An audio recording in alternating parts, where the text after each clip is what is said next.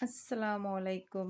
আমি happy kitchen থেকে আপনাদের সবাইকে স্বাগতম। আজ করে দেখাবো ঘরে থাকা সাধারণ কিছু উপকরণ দিয়ে চুলায় পারফেক্ট গ্রিল রেসিপি।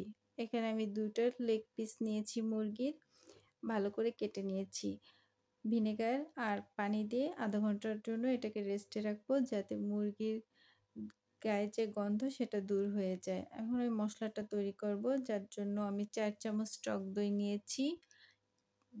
জিরে বাটা ১ চামচ, রসুন বাটা ১ চামচ, আদা বাটা ১ চামচ আর পেঁয়াজ বাটা ১ চামচ। কিছুটা সাদা গোলমরিচের গুঁড়া, শুকনো মরিচের গুঁড়া ২ চামচ,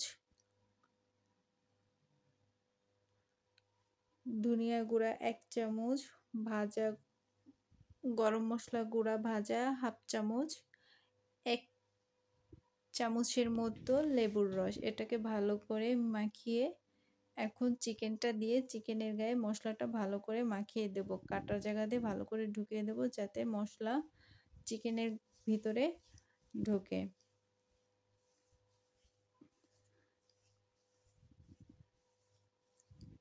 সরিষার তেলটা অ্যাড করতে আমি প্রথম ভুলে গেছিলাম, এখন অ্যাড করে দিলাম। আপনারা প্রথমেই অ্যাড করে দেবেন।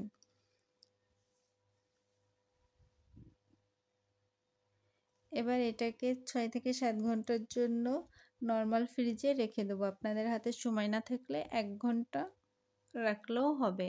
এবার এখানে আমি অরেঞ্জ ফুড কালার অ্যাড করব। এটা অবশ্যই ভাজার কিছুক্ষণ আগে অ্যাড করবেন, তা না হলে ফুড কালারটা মাংসের ভিতরে ঢুকে যাবে। আর এটা সম্পূর্ণ অপশনাল, না দিলেও হয়, তবে দিলে ভালো হয়, দেখতে অনেক বেশি সুন্দর লাগে।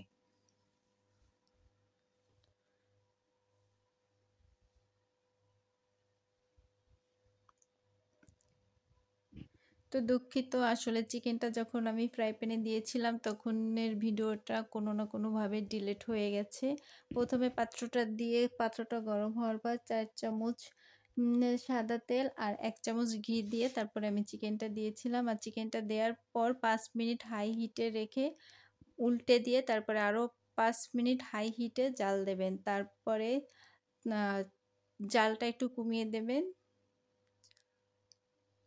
ওই লো হিটে ৪০ থেকে ৪৫ মিনিট ভাজলেই হয়ে যাবে। কিছুক্ষণ পর পর উল্টিয়ে দেবেন।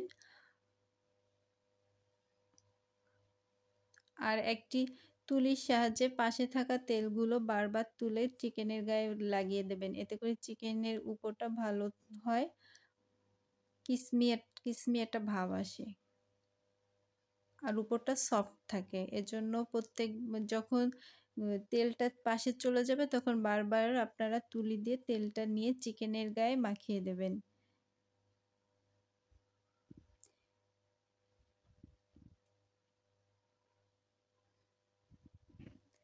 ৩০ থেকে ৪৫ মিনিট এভাবে কিছুক্ষণ পর পর চিকেনটা উল্টিয়ে দেবেন আর পাশের তেলটা ব্রাশের সাহায্যে চিকেনের গায়ে ব্রাশ করে দেবেন।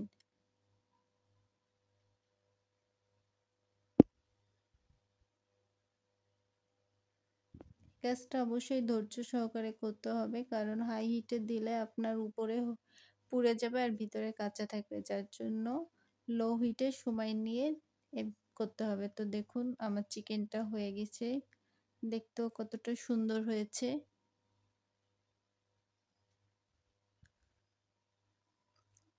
তো রেডি আমার গ্রিল। আর আমি গ্রিলের সাথে নান করেছি। গ্রিল আর নান আর সাথে সালাদ, এই ৩ টা আসলে খুব ভালো একসাথে খেতে অনেক মজা লাগে। রেসিপিটা ভালো লাগলে অবশ্যই লাইক করবেন।